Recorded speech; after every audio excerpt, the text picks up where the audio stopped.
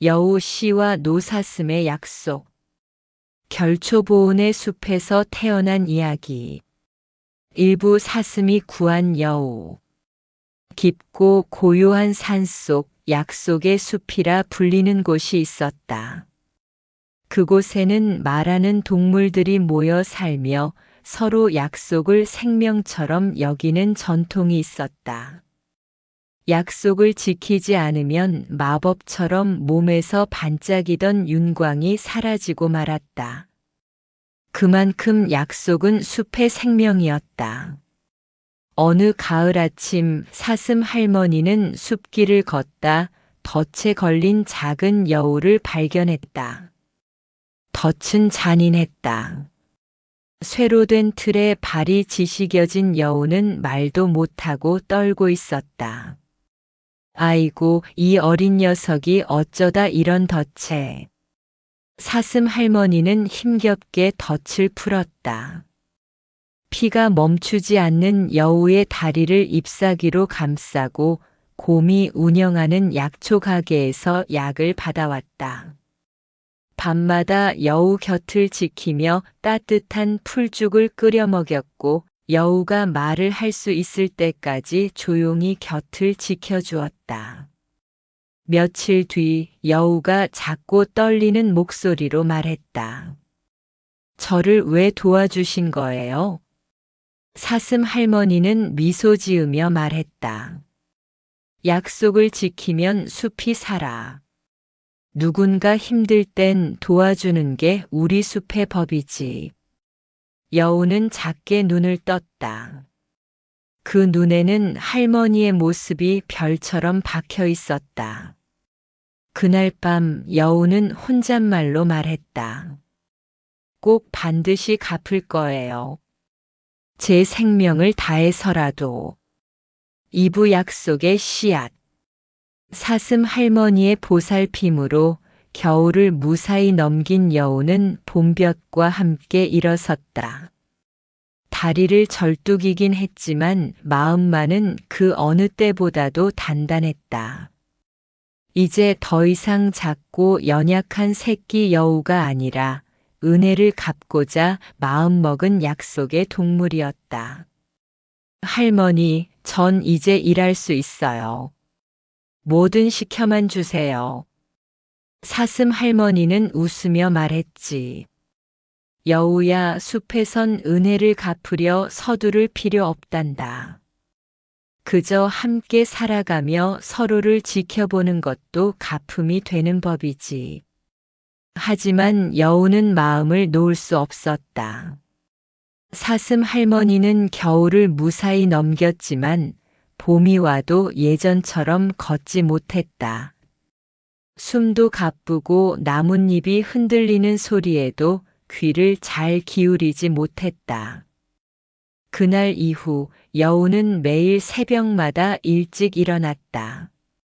곰 아저씨의 약초 가게에 가서 약초를 나르고 올빼미 선생님에게 글을 배우며 약초 사용법도 익혔다. 그리고 저녁이 되면 사슴 할머니의 집에 찾아가 이렇게 말했다. 할머니, 오늘은 도토리차 끓였어요. 몸에 좋대요.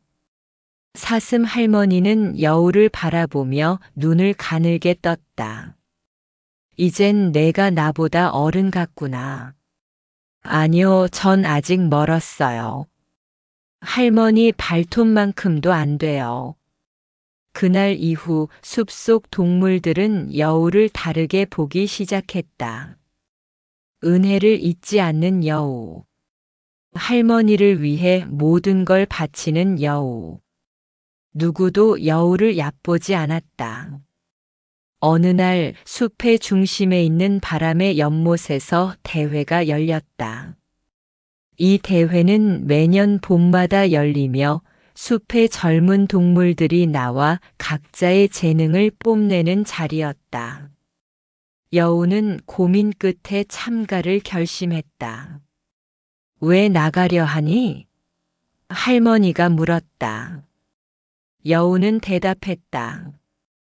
상을 타면 그걸로 할머니에게 따뜻한 집을 지어드릴 거예요. 겨울마다 덜덜 떠는 모습 더 이상 보고 싶지 않아요.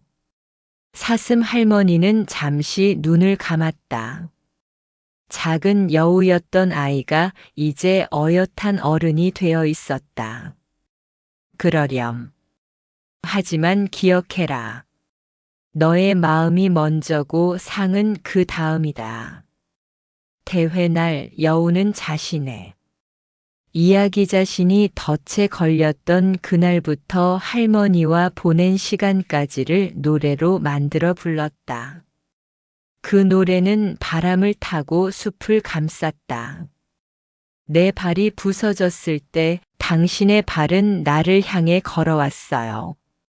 내 눈이 흐릴 때 당신의 눈은 나를 위해 울었어요. 숲 전체가 조용해졌다. 그리고 박수처럼 바람이 불었다. 그날 밤 여우는 상을 받았다. 은빛 달의 빛으로 만든 달방울 상이었다. 그 상은 단 한 명에게만 주어지는 가장 진심 어린 존재에게 수여되는 상이었다.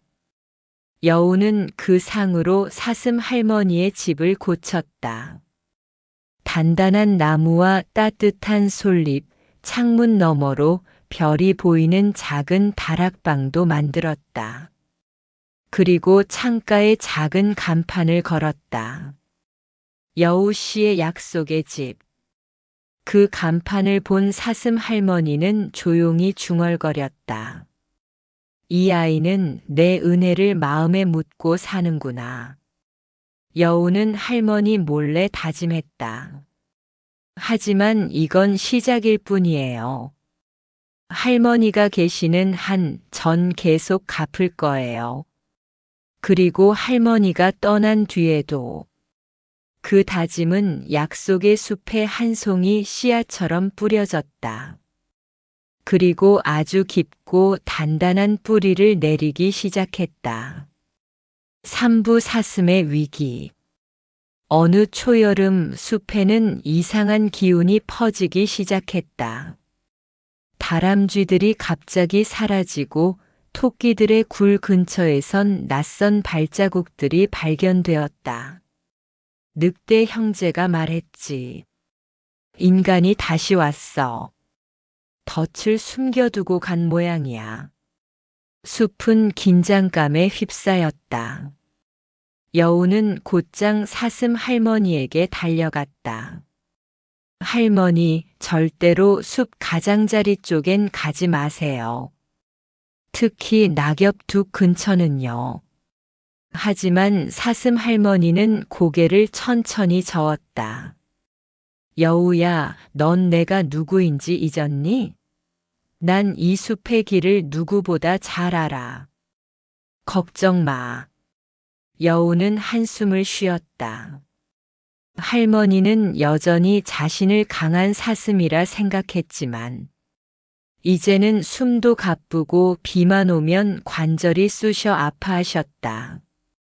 그날 밤 여우는 나무 위에 올라 달을 보며 혼잣말했다. 은혜를 갚는다는 건 지키는 거야. 단순히 고마워하는 걸로는 부족해. 그리곤 몰래 덫이 많이 생긴 구역들을 혼자서 순찰하기 시작했다. 사슴 발자국이 닿을 법한 흙길, 연못 옆 오솔길, 갈대밭 사이. 그는 매일 밤 그곳들을 뛰고 또 뛰었다. 그러던 어느 날 비가 억수같이 쏟아진 오후였다. 여우는 숲속 깊은 곳, 가시덤불에서 이상한 냄새를 맡았다. 피냄새였다. 그는 직감적으로 외쳤다.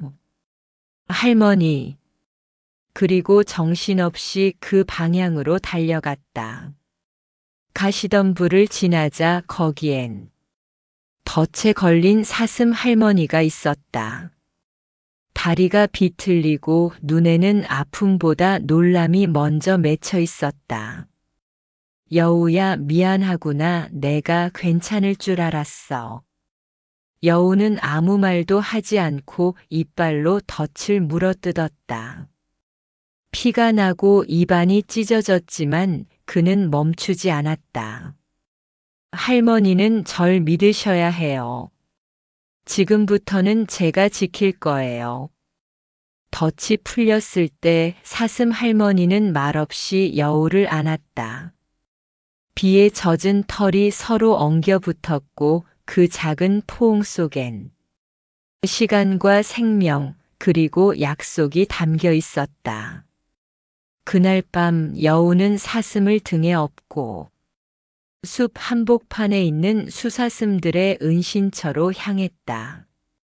그곳엔 예전 할머니가 돌봐준 사슴 후배들이 있었다. 제발 할머니를 여기서 좀 지켜줘요. 사냥꾼들은 여전히 숲을 떠나지 않았어요. 사슴 무리의 우두머리 루투가 말했다. 이제야 은혜를 갚을 기회가 왔군요. 우리가 지킬게요, 여우씨. 그날 이후 사슴 할머니는 은신처에 머물렀고 여우는 홀로 숲을 지켰다. 그의 눈은 매일매일 초록 숲을 가르며 움직였고 그의 귀는 바람 속 발소리 하나도 놓치지 않았다. 그렇게 그는 은혜를 목숨처럼 지키는 자가 되었다. 사부 결초보온. 여름이 가고 가을이 깊어졌다. 사슴 할머니는 더 이상 예전처럼 걷지 못했지만 표정만큼은 평온했다. 여우가 매일 찾아와 도토리죽을 끓여주고 붉은 단풍잎으로 창을 장식해 주었다. 여우야, 넌 정말 따뜻한 아이로 자랐구나. 할머니 덕분이죠.